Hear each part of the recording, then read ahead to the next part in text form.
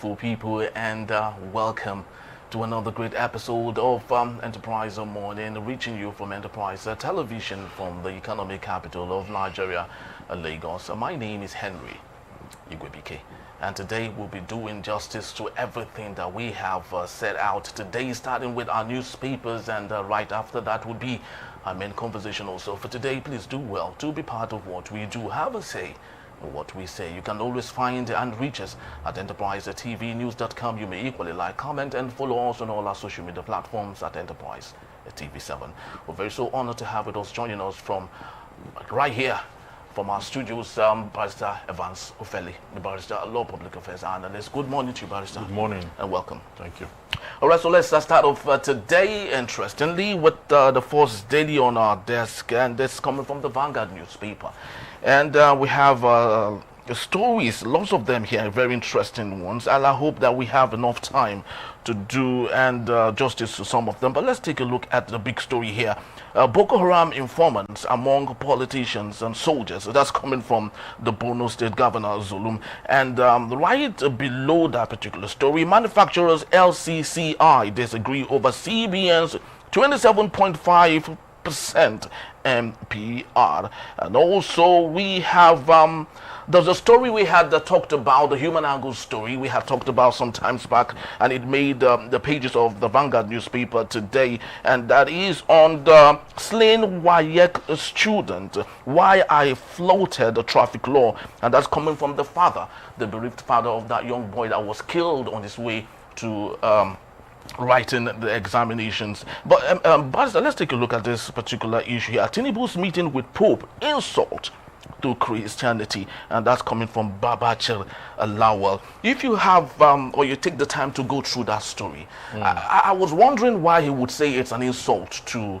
Christianity, knowing that Buddhists even made their way to greet the Pope. Muslims were there. So why would Babachir Lawal say it's an insult to Christianity? Is he trying to be more political here? Well, he should tell us. He should tell us, give us reasons why he's saying that it's an insult to Christianity. Christianity is a religion that accepts all. In fact, Jesus, whom Christianity was patterned after, told the Pharisees and the Sadducees that those who are okay need no physician.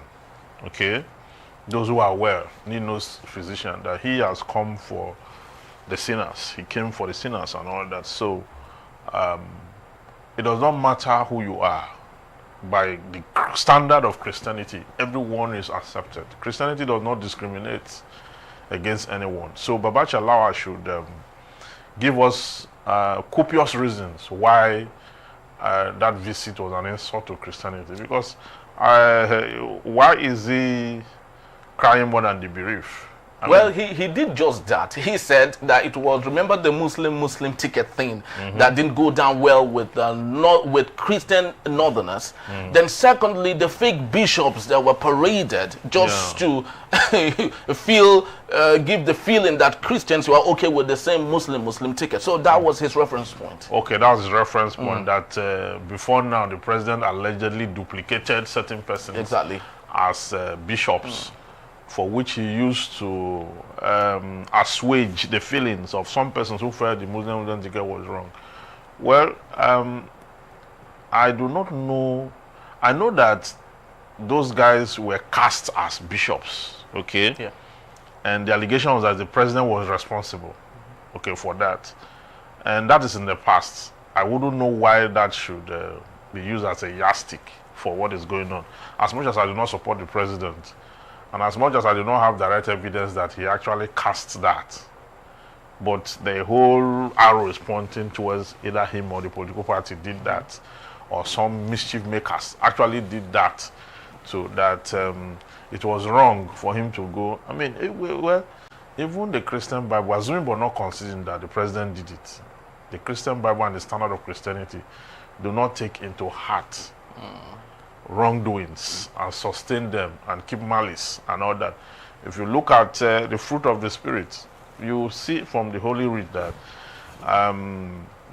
anything that has to do with bitterness, that has to do with backbiting, that has to do with jealousy, that has to do with fornication, that has to do with so many of those things.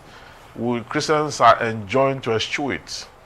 So I think he will get a better understanding if you even understand the tenets of Christianity in the first place.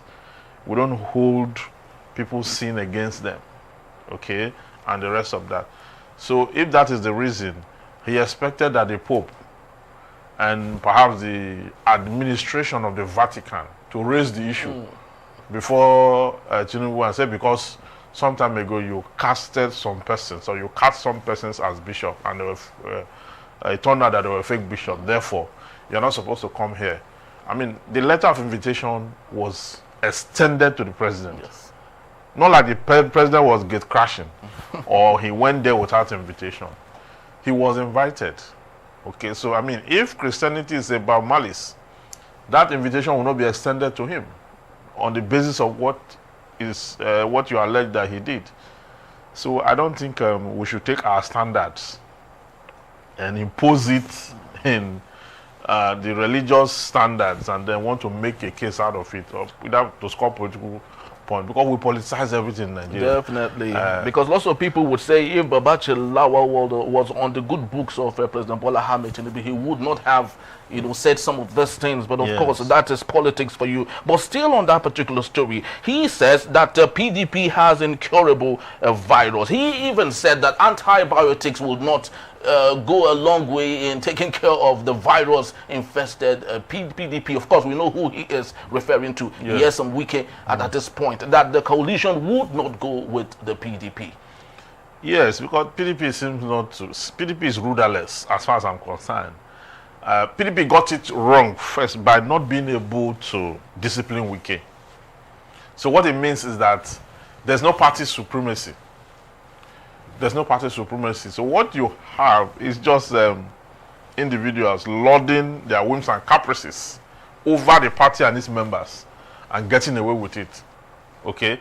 If you have a political party that is running such that members of the party are bigger than the party, just because at some point in the party they were the financial backbone of the party, they were the ones who supported the party at different times, therefore they are immune from all sins, from all penalty and the rest of that. If you run a political party that way, it will not succeed. It cannot even win election. It cannot win elections. So I mean, look at the APC with all their problems, with all their undoings. They still have a structure. They still have a structure. They have all the parameters. A superficial structure. Not superficial. No? It doesn't look like no, they do. They do have. At least we know of disciplinary measures that have been carried out against one or two of them. Okay, there isn't anyone bigger than the party as it stands. Like the party is still in the record as a going concern. Okay, PDP, its members are bigger than the party itself. You understand? So it has reduced itself to some shackles, some inexplicable shackles that cannot put itself together any longer. Things are falling apart with that political party. All the chances they've had since this government took off. This government took off and have been doing the wrong thing. From Buhari to Tinubu. All the wrongs, wrong policies, wrong moves, not being able to address any of the social ills in society, from security to economy to that should have been a fertile ground for the PDP to cash on, okay, to change things. Because whilst PDP was in power, things were not this bad. I mean, PDP was taken out of power because of the coalition the APC did, okay, and the sundry allegation that Jonathan government was corrupt, and the Chibok girls, and some other scandals and blackmail, using propaganda. That's what not like people were. I think people were gainfully employed at that time. Very well. People earned money. Food inflation was. Food inflation was not. Wasn't even there at all. Yeah, it wasn't even there at all. Yes. So what was PDP's sin that made APC to be able to conquer them? that PDP cannot put itself together now. Well, that's the virus. Well, that's the virus Babachir Lawal is talking about here.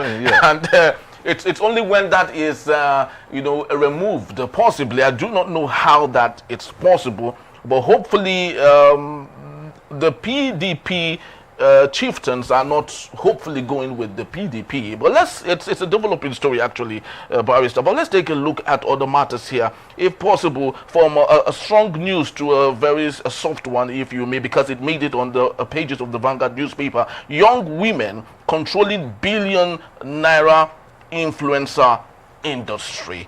I do not know what part of the divide I would be now. Lots of people would say, okay, they deserve it. They work so hard.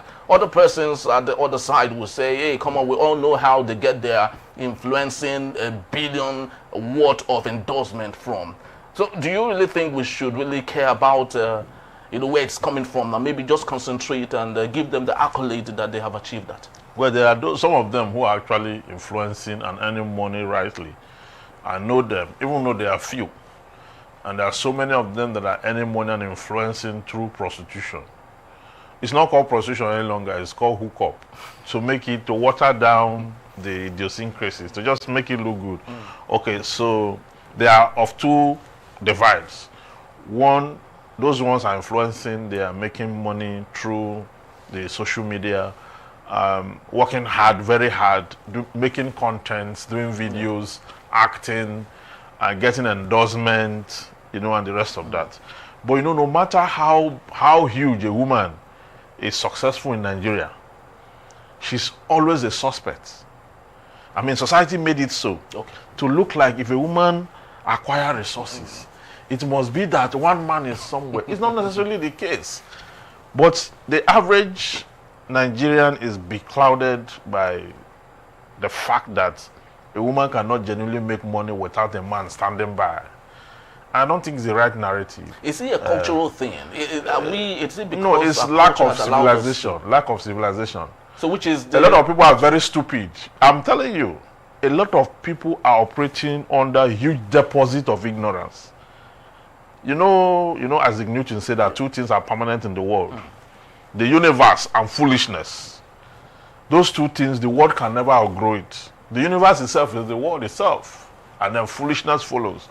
A lot of people will always, because first, there is a patriarchal society, a society that feels that women should play second fiddle. They should not overshadow the men. I don't know what that means. Okay? I would like my daughter to be greater and bigger than I am. Okay? Or my wife to be bigger and have bigger empire. That let me stay at the back seat and relax. We're looking for somebody who will do better than I'm doing. Okay, but to some persons, that's not the case. Some men even work against their wives so that she will not be greater. I mean, it's mental ailment. So it's not a cultural thing. It's not the culture that has made it. That made it that man is at the top. Culture is at the head of. Yeah, culture plays a role. The hierarchy. I mean, culture is playing a role. Okay, even religion is playing a role. Yeah. Okay, the Christian Bible says men and female created he them, and he gave them dominion. That's what I understand. Them. When he say gave them dominion, for me it presupposes that he gave them equal power. Then go and explore. Okay? Even though there's a part of it that says the man is the head of the wife. Okay, Ephesians 5:22. The man is the head of the wife, and vice versa. Okay, for me, I don't think what that presupposes is that the man should be the head and should suppress the woman. Okay. I don't think that's what it means. What I think it means is that every union should have a leader. Okay? And as long as the leader is playing his role right, okay, every other person should explore their talents. You understand? Because everyone, you have different talents across. Okay? Some people exploit their own to the fullest, some don't.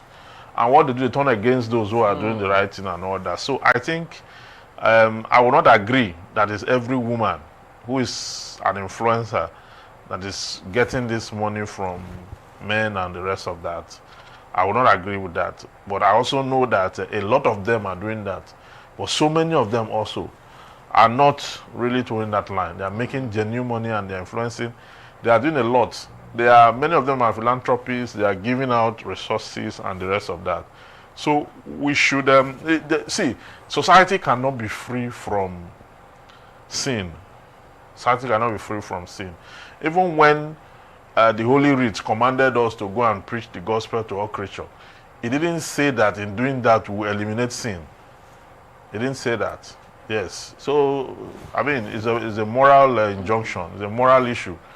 And as much as you have good in society, you always have bad. That complements it. Yeah. Okay.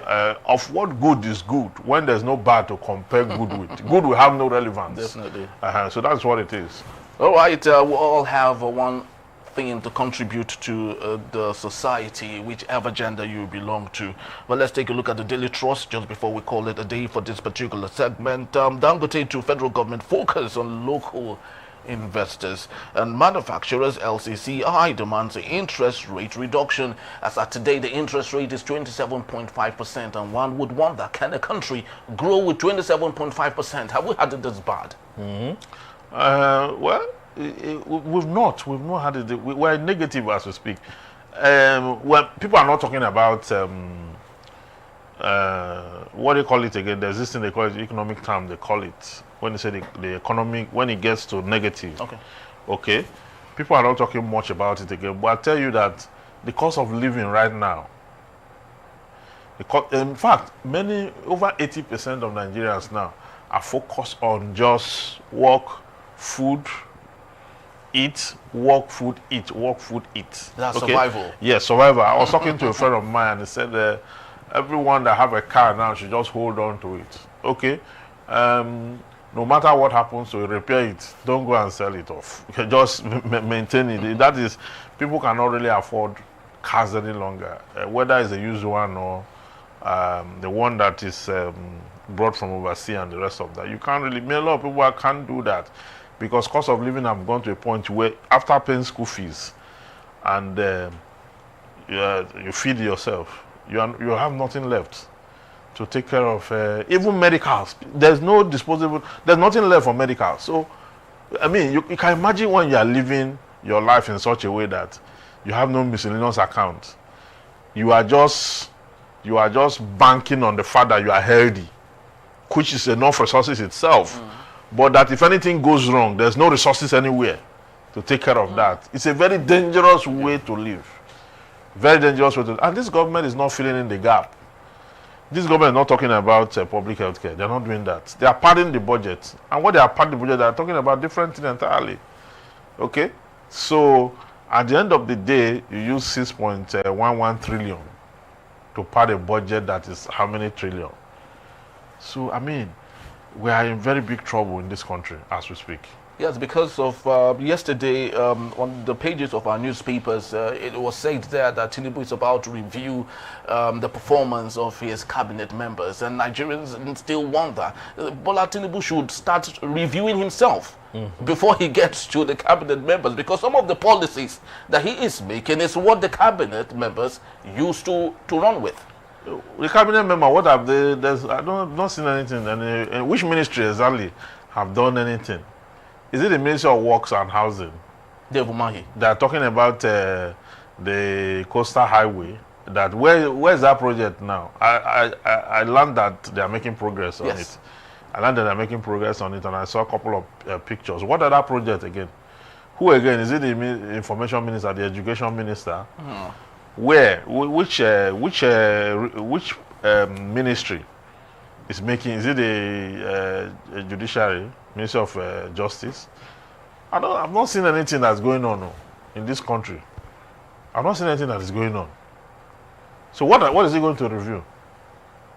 They say he wants to reshuffle the cabinet. Not really reshuffling, but just to review it. To review their performances and add pressure to those that are underperforming.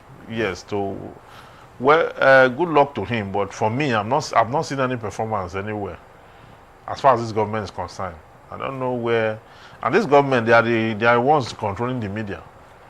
But we're not seeing any performance anywhere. What all we're hearing is budget padding, what we're hearing is the National Assembly acting out, okay, telling INEC that making an attempt to amend the Electoral Act when it has not taken care of itself. The oversight function of the National Assembly, predicated on that section 88, 89 of 1999 Constitution, that it was supposed to use to oversight INEC to look into other areas of its mandate. It's not just election. INEC have reduced itself to just conducting election. That's not their responsibility only. That's also one among many. Voter education and political socialization, which is part, they have a department in INEC for that purpose. They are not doing anything. So the National Assembly is supposed to first oversight that before even talking about coming up with a bill to criminalize voter apathy. So if they have not, because see, who should go to jail? I think the members of the National Assembly, they are the ones that should go to jail for not, yes, they took an oath to defend the Constitution, but for not oversighting INEC's responsibility and coming up with a bill to criminalize voters apathy. Because when people don't come out to vote, there's a reason for it. That reason you have not explored. There's INEC is supposed to be the one to fill that void by doing that drive for people to know how to exercise their civic responsibility as predicated under section 24 of the 1999 Constitution. That has not been done. Then you are putting up a bill to say that if people don't vote, they will go to prison for 6 months or they will pay 100,000 naira as fine or both. You are just joking. But don't you think that could be predicated on the fact that there's the feeling that Nigerians might not come out to vote come 2027, given what we see today? A lot of people have given up on the political system and the political process. So what you need to do is to deploy the right resources, the information to go and reawaken that awareness. Okay? That is what you are supposed to do. Democracy stands on the tripod of choice and freedom. So if you are making any law on the same democratic process that is meant to hamper or trample on people's choice and freedom, that law itself is undemocratic. So from the get-go, you cannot. That's what Mr. Bakuba said yesterday, that I would rather go to prison than to be forced to vote. Yes, because your civic responsibility as enshrined in section 24 of the 1999 Constitution is predicated on human liberty, the liberty of the human person to decide whether he wants to participate in the process or not. So nobody should criminalize that free will that you have. Okay? But if they are doing the right thing, they don't need to tell Nigerians. They are even acting as if all of us come out to vote, they can handle the system. They cannot handle it. INEC does not have the capacity. If all of us come out to vote, the system will break down on all of us. So that few people are coming out to vote is a plot. They should make do of it. I'm not discouraging Nigerians not to come out to vote. People should come out to vote as much as possible. But I'm saying they are acting as if they are so prepared that we are so prepared, we are ready for this people, and they are not voting. That's why people are rigging election. If the full country come out on an exercise on a particular day, INEC will break down. Well, let's just continue to hope. November would be Anambra's gubernatorial elections. Let's even see what they will make out of that, and hopefully we can now judge if INEC is good enough to handle the large population that might come out to vote. And speaking about efficiency in government, Barrister, prior to now, President Bola Ahmed Tinubu said he was going to work with Stephen Orasanye's report. And after then, we saw a president that was busy creating more ministries, Minister of Livestock, Ministry of Livestock, that would have been tied to the Ministry of Agriculture. Now, some of these things, what do you make out of them? Just before we get to our last story. He created more ministries and more commissions. The Southeast Commission did not, Buhari created that and all that. So, it's creating more when we are supposed to reduce them, okay? The Orasanye's report, even though it's not every part of it that's talking about reduction of the ministry, but a huge chunk of it is talking about multiplicity and duplicity of functions. FRS, you have LASMA, you have road safety, you have, all of them can be composed into the police force. That's what they're saying. And the rest of that. So the Russia's report that it says is going to make use of 2 years into his administration. He has not done anything. Today is 21st. Yes. Okay, 8 days from now, this government will be 2 years in office. So what can we pinpoint that this government have delivered for the past 2 years? Maybe you should be doing a special report on that. Yeah, definitely. We will do that. So we definitely do that. In 2 years, you can do a lot in 2 years, given the kind of resources available. Yeah. You can actually do a lot in 2 years. But in that 2 years, we've not seen a lot. We've not really seen remarkable change in the lives of Nigerians or the impact of this government in their lives that is positive. We've seen just the negatives. And this is evident. This is not about witch hunting the president or whoever or the political party. It is the truth that we have been so battered from one price of fuel to the other, from one price of electricity to the other, from different kind of increments to the point where people are losing it completely. All right. Of course, the media aide to the president have asked the Nigerians to stop comparing the performance of President Bola Ahmed Tinubu to that of Ibrahim Traore, that was a dictatorship and this is a democratic setup. Well, I do not know the difference because the most important thing is good governance. It doesn't really matter where it comes from, isn't it? Yes, they have the entire resources of the country, or both countries. Both of them are controlling the entire resources of the country. So whether it's under democracy or under dictatorship, whatever, you are the one giving it a name. What the people want is good governance. They want to see, because over there, the speed at which development has happened, the people of that have not seen that before. Yeah, that's true. Okay, they've not seen that before. True. And look at so many countries are trying to toe that line. Yesterday, there's a rumor that Ivory Coast. Is it confirmed now? No, it's not. Yeah, because there's a video online, but it seems not to be very clear. But I know that at the time that rumor broke out, they said internet has been cut off, light, everything has been cut off, and there's problem. So until that is confirmed, we wouldn't know. But Traore and the Nigerian head of state and many of them who have Burkina Faso and Gabon, Mali and other, seems to be making a military takeover fashionable. Because it is not the kind of military takeover we knew before. The first that struck in Africa was in Togo. Okay, it's not that type that we knew before. What we have today, it seems like the military, they are looking at the people and the people are cheering them. So I don't know really what the fate of democracy in Africa in the next 20 years. It's actually a very bad one, Barrister. It's bad. Yes, truly bad. Now, from that story, let's transition to something that looks a little bit similar to that. Shadow government court orders DSS to serve Part Utomi. Of course, the hearing begins June 25. Now, I'd love you to possibly fleshing this out for us. What is shadow government? A shadow government is a system of government which is permissible under a parliamentary system of government, where a group of persons who form oppositions can come together and share themselves to go after and watch closely the performance of each official of government. Let's take, for example, now, me, you, some other persons will come together and say, you, watch the Minister of Justice closely as a lawyer.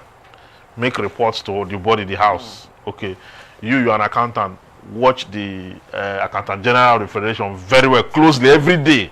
All the policies, bring them and let's analyze all of them. Okay, then they use that to fund serious critique against the government. So it's like an opposition? Yes, it's opposition. So why is it being looked like it's someone's trying to... There are politics now. They are playing politics with it. They are saying that under a presidential system of government, it's not legal. Okay? That it should come and explain what it means by shadow government. Some persons are calling it treason. Some are calling it whatsoever. That's why the DSS went through civil suit. It's actually a civil suit. Yes, it's actually a civil suit. So it's going to go there and then explain exactly what it means and let the court take a decision. But the truth is that we even need more than a shadow government in this kind of situation where we are in this country. Some persons are calling for outright revolution. you have not gone to arrest him. Some people are already carrying arms. The Boko Haram and all of them are carrying arms against the state, saying all kinds of things that they will bring the state down. You have not prosecuted even their sponsors, whom you have named. Then someone who said they are forming a shadow government to watch closely what government is doing. Then you are not going to court. I mean, why didn't the DSS go to confront the Boko Haram or the ISWAP and the rest of them? There's another one that came out. Shekau. Okay. There's a new one called Shekau now, another insurgent group that's called Shekau. So, but you are not saying anything. The NSA is busy saying everything is under control. Nothing is under control in this country as far as insecurity is concerned.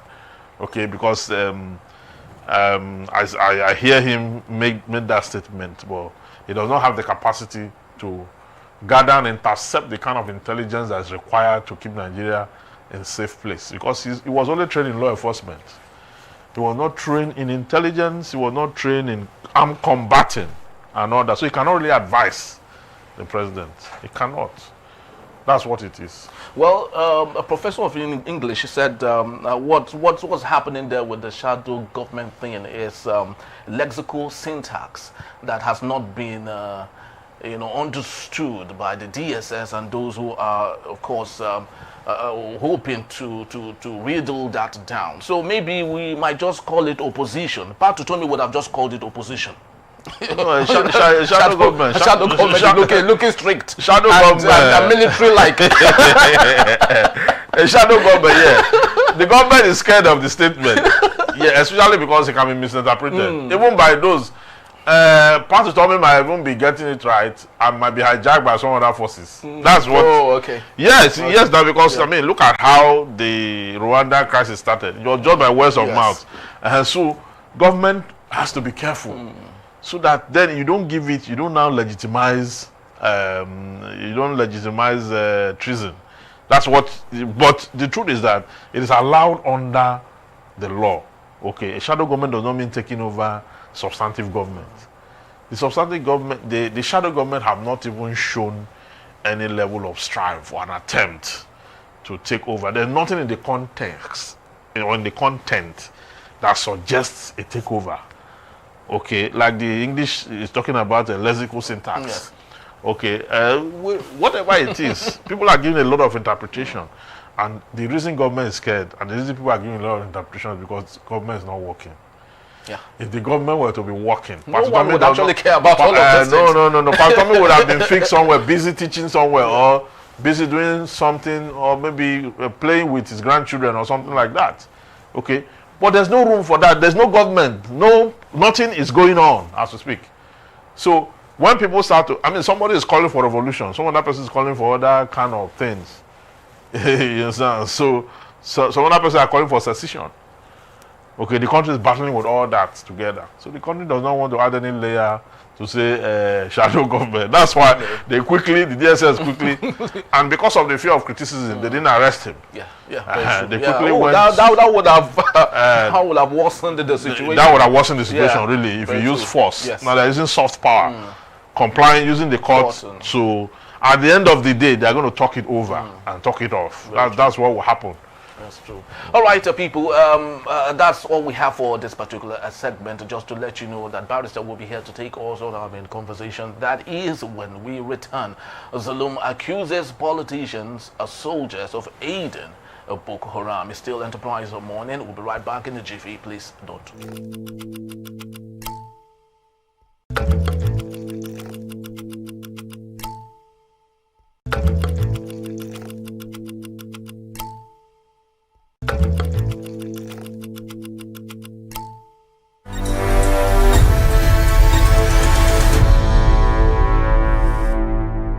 Enterprise TV, a tradition of truth.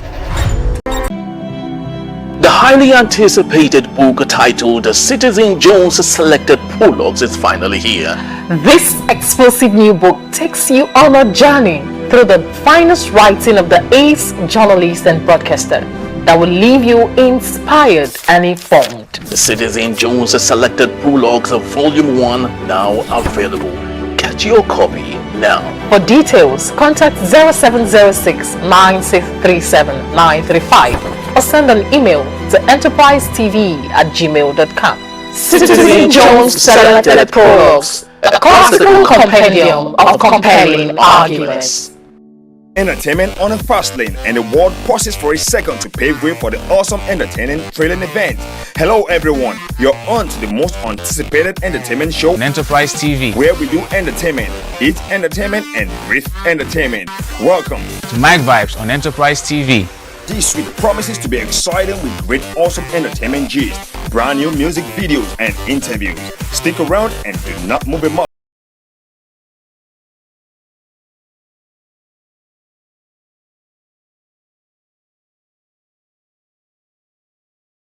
Pauses for a second to pave way for the awesome entertaining thrilling event.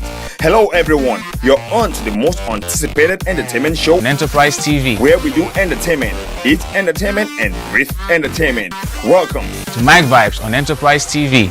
This week promises to be exciting with great awesome entertainment gist, brand new music videos and interviews. Stick around and do not move a muscle. Welcome to Mike Vibes on Enterprise TV.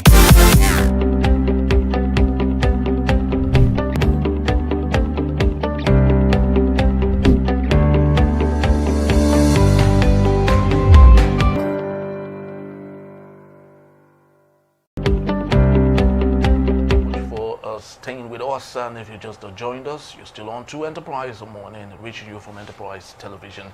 Let's have our conversation for today. Borno State Governor Babachir Zulum has alleged that certain Nigerian politicians and members of the armed forces are working as informants and collaborators for Boko Haram insurgents. Speaking on Wednesday during an interview, Zulum said his administration is committed to enhancing intelligence operations and dealing decisively with internal saboteurs. According to him, quote, "We have informants and collaborators within the Nigerian armed forces, among politicians and within our communities," he said, end quote. "Our plan is to strengthen our intelligence and network and confront these saboteurs ruthlessly." He also criticized what he described as contractocracy, a system where contracts are political interests take precedence over security, calling for a shift in focus. Zulum believes that the removal of contractocracy will end the madness and insurgency will end in 6 months. On the issue of former insurgents who have surrendered, Zulum acknowledged that not all have fully reformed, but emphasized that the vast majority are now contributing positively to the society. Governor Zulum reiterated that Nigeria must adopt both military kinetic and non-military non-kinetic approaches to end the insurgency. He stressed that military force alone cannot bring lasting peace, but that non-kinetic strategies must be effectively implemented. We still have it, Barrister Vansubeli. Thank you so much, Barrister, for hanging on. Very well. Now let's get talking. This is becoming more like a perennial issue. We do not know when it will end. We know when it all started. We do not know when it will end, because with what Zulum had said, there are interests. He called it contractocracy. I don't know where he got that word from, but a situation where there are vested interests in the insecurity of a society. How do you describe that? To what gain? Well, so many persons have accused the military for profiting from it. So many persons have said that they do not want the war to end. That some of them, because of the huge amount of money they get to prolong it. There's so much money coming from it, and if it ends, that budget will not be coming. So that is one school of thought. Another said that some of the soldiers have interest in the group. Some of them, even before they joined, were already members of the Boko Haram. Some said some of them are loyalists of Boko Haram, and so they give information to them. And there was a soldier that was caught not too long ago that confessed to the crime with ammunition all over his body that he was smuggling to go give the insurgents. Can he confess to the crime and all that? I think he should be well profiled. From there, you can see that there are bad eggs even in the army. And little wonder they are always ambushed. How did the Boko Haram know their movement? What kind of intelligence and information? And Zulum also alleged that the Boko Haram, contemporary Boko Haram members today are very tech savvy. They are very tech savvy. If you watch the interview very well, you see where he talked about how they are using superior firepower and technology. And he talked about that the federal government should, fund the purchase of drones, to go so that they can use that to really combat the crime. Talking about technology, you ask yourself, how many of our soldiers are really trained, to use technology to fight battles? It's actually very concerning, Barrister. Sorry to have, interrupted your discourse, but tech savvy, it means that these Boko Haram insurgents we see as reef rats, some of them are well educated to know how to. Yeah, there are sophisticated persons among them, especially those ones that plan the attack. The people who have the intelligence to plan the attack, they are different from the foot soldiers they used to execute. It's like an architect. He draws the building, design the plan, everything. It's not him that will go and carry shovel. Then they will now employ the labor and then force or cause the labor to work to reflect what they have in the plan. That's exactly what's happening. So those ones who plan the attacks, you see how attacks are intelligently planned. You enter a barrack and move everything and conquer everybody. It couldn't have been riffraff. You can't possess that kind of intelligence to enter a barrack like that. Your timing and everything measured, everything is measured.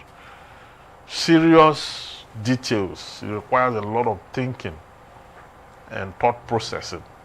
So those guys who are carrying AK-47 up and down couldn't have been the ones planning it. So the people who plan it, they'll plan it and give them the intel. This is where we're going to hit. This is how we're going to, this is the time. At social time we must be out of that place. At social time we must, and they are using technology. They are using gadgets to show them the map or the exit route. If you have 30 exit route from the barrack, they will map it out. So this is becoming more like a conventional war. It is no longer the police action thing that we used to. It's no longer the guerrilla war, because right now they are coming with a lot of technology and a lot of weaponry. Okay? But our soldiers are not trained and retrained, and they do not have all the necessaries. The Tucano jets that we have, that's for airstrike. It's not every operation you need airstrike. There are some infantry armor battles you need foot soldiering to conquer. There's the one you need airstrike. There's the one you need different. We've been doing well with our airstrike before we started missing targets, but the Boko Haram seems to have changed method too. Every time they are changing method, every time, so that they are hitting buildings directly, or they are hitting barracks, or they are just killing people, ambushing the soldiers, or just coming out for fire to fire, physical war and the rest of that. So they are doing so much. And one of the reasons it's difficult to conquer them is because their sponsors, whom have been named by the federal government, are still working freely. They talk about they were going to prosecute few ones not too long ago. They started it, arraigned some, and then you don't hear anything about it again. So the federal government is not serious with that, And Zulum said something. He said the president should listen to him, and the president should listen to the soldiers. Soldiers, and not politicians. Not politicians. Indirectly, he's talking about the NSA. The NSA does not have competence in this. He has not been able to intercept intelligence, to walk through the process, to understand what he should even advise the president on. Okay? He keeps saying that everything is okay. Everything is under control. Nothing. It's lying. It's lying. Nothing is under control as far as insecurity is concerned in Nigeria. Nobody is in control of the situation. Even the army, they are not in control of the situation. That is why every attack is successful. Every attack is successful under severe surveillance, military surveillance. Not all attacks will be successful. they should be able to, the military should be able to get intelligence to intercept them from their source, where they are coming in from. Eliminate them from there. Because they come in large numbers. They come in large numbers. So whatever it is that they use should be able to pinpoint there's a group of people coming, and therefore there should be an interception somewhere. By now, we should have a view of where they come from, so that when they are preparing, we can even see them from the back end. Wherever, anytime they are coming in, by now we should have the gadgets that should be able to see them at every point in time, so that you go to the source and intercept them. Don't even allow them to come into the society. You understand? These are the things we are talking about. When you ask the soldiers, they will tell you that the military have all those equipment, but they are playing politics with it. And that is why they don't advise that people send their children to join the army any longer, because they are playing politics with it. They want it to continue. Some of them want it to continue in perpetuity at the expense of society. Even if it defaces and debases the society. That is the wickedness we are talking about. Who in his right senses, because they are making money, how much are you making? But people should be losing their lives at will. It doesn't make any sense. It calls for serious redemption. It calls for us for sober reflection. For the leadership of this country to turn a new leaf, it has to attack and conquer insurgency. They are not too much that you cannot take care of. The state should repossess the monopoly of violence. It should repossess it, because that's what the state is known for. The capacity to unleash unlimited violence on any structure, person, or thing that wages force or war against the state. The state should act like the state. That is what it is. It's the leviathan. It should be able to take care of anything that is working against the interests and purpose of the citizen. But here we are playing politics with it. Yes, I used to think on that perspective, repossessing monopoly of violence. And I questioned why the de-radicalization program of the federal government for arrested insurgents. Not until I came across the Geneva Convention to protection of surrendered war prisoners and all. How much you should go in protecting them and allowing them the rights and all. Now, how do you think the government can repossess the monopoly of violence when they are under oath to protect that prisoner or that person who has given himself to say, I am wrong? You are talking about those who have surrendered. Yes, exactly. Yes. Those who are surrendered under the Geneva Convention, they are meant to be protected, because now they are remorseful, they have shown signs, not deceit. Not deceit, because there's an exception in that, the fourth protocol of the Geneva Convention. If there's any element of deceit in it, they are meant to be considered as the enemies, as the target, the actual target that the state is supposed to crush. Okay, but once there's genuine repentance and surrender, they must be protected. What I'm saying is, I'm not even against those ones who have repented or so-called. I'm talking about the prime suspect, the primary offender, those who are funding them, those who are the actual in the fight, those who are carrying out the attacks on daily basis. But Barrister, you and I know that these people are most of them are right into the fabrics of politics in Nigeria. Very well. They are the one funding some of the political parties we have. Yes, they are. So how do we take care of them? No, they have to be taken care of. The army must be empowered enough.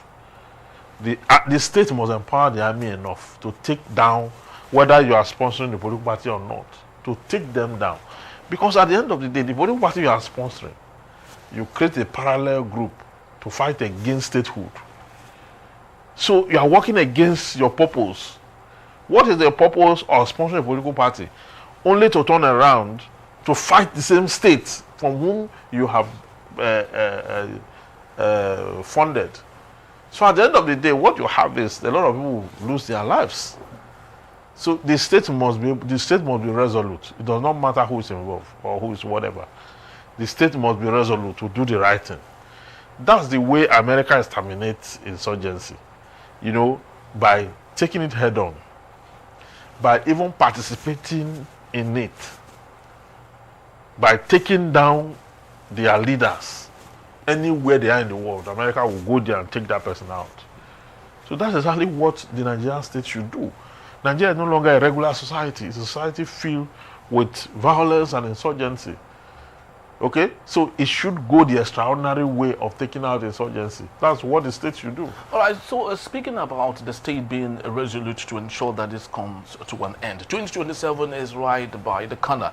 President Bola Ahmed Tinubu is ever desperate to ensure that he comes back again in 2027. And you know what that means. Transactions here and there, allowing people to go scot-free, knowing that this one is guilty, that other person is guilty, but of course the window is open for everyone to go off. So how do you think in that system, do you think the president has the gusto to ensure that this comes to an end? The president must not play politics with the lives of Nigerians. People are doing the wrong thing. Politics or no politics. 2027 or no 2027. But Boko Haram, they have the power to stop even that 2027 election if you don't take care of them. Take them out. That is what it is. You have to take them out. Even though some people have argued that if you look at this insurgency attack critically, that when election is coming close, they stop attacking. Do you know that they don't really attack during elections? It's true. Yeah. There are always peaceful elections. Beavers IRF don't have it there. Then even they will go to the interlands to campaign and they will not attack. They will move freely around. Even during election, the materials will get to all the creeks, all the very deep interior hinterlands, outskirts of everything will get there without any problem. Then after election, after swearing in, the Boko Haram will resume. So it tells you that this war is complicated. When we're saying this, hit this one, why is he not hitting this one? We might as well be saying, why is government not hitting himself or itself? Yeah. So if government's hand is in it, of what end is it for? If it's against the people, is government instituted to be against the people? Or is government not instituted to be, legitimacy is not supposed to be the reason for which government institutes itself and gets a society running? So it's so complicated.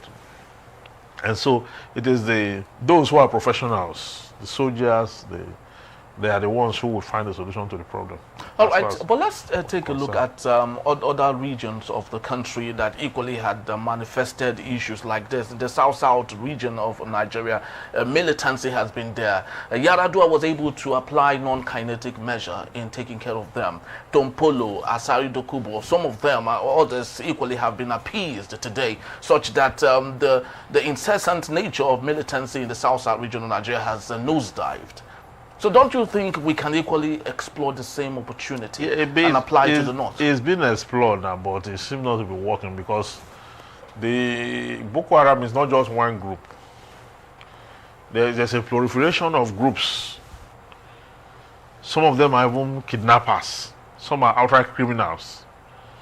Some are professing fundamentalism, Islamic fundamentalism. Some are saying the Western education is bad. Remember, Boko Haram is not just a group. It's the media that gave it the name Boko Haram to capture so many groups. So while you are appeasing one, the other one is striking. While you are appeasing the other one is striking. So until you come to a rallying point, if you can bring them into unison, that's the only way you can actually grant amnesty, if it will ever work. The militants were known. The agitations were clear. What they're talking about is quite clear. This with the own is not clear. You can't just wake up and say Western education is not good. If it's not good for you, then allow the people it's good for to go ahead with it. So that's what it is. This is actually a very complicated issue, and one would ask, would we ever come to an end, with some of these things and ravaging in Nigeria, especially the northern part of Nigeria? We'd never have had this bad. In the 60s, the 70s, when it was okay for people to travel across the country, the north has always been a very peaceful place. It's been a place that has received more Nigerians than other regions. Yes. The North have been a very peaceful place, even in the 80s, early 80s and the rest of that. A very peaceful place, a place where you can, fulfill your potential and all that. There was no, this kind of, this level of intolerance was not there then. Even though there was a riot here and there in those days, in the far 60s, Kanu riot and the rest of that, predated the independence, but after the independence, there was nothing really bloody in the north, down up to the Fourth Republic. Okay, some years after the Fourth Republic, the Boko Haram emerged. And the moment they emerged, the north became unsafe. It began to fuel a lot of crises here and there. Their leader was caught and killed extrajudicially.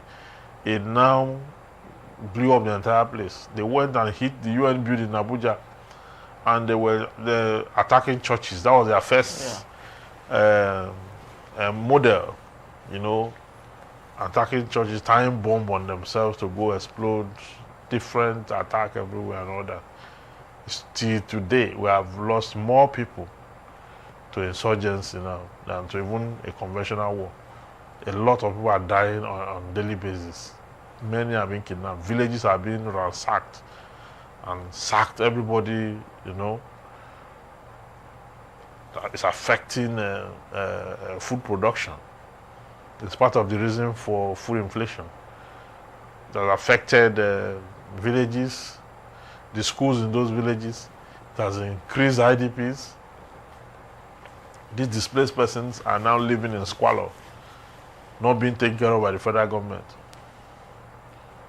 Some of them, they are so displaced that they cannot even return to their homestead any longer. It's actually very lamentable. But just before we go, let's speak to the issue of the place of mercenaries in conflict resolution, especially for a violent one like this.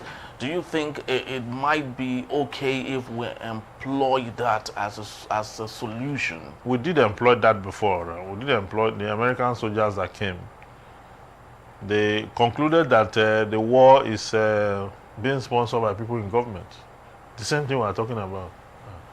So of what use is it to go carry soldiers to go and risk their life if the same government that employed them have a hand in it? Politicians have a hand in it. So that is why some of them want to use to rubbish the subsisting government so that the people can lose faith in that government and look towards them. Some of them are doing for so many other reasons we cannot really exhaust.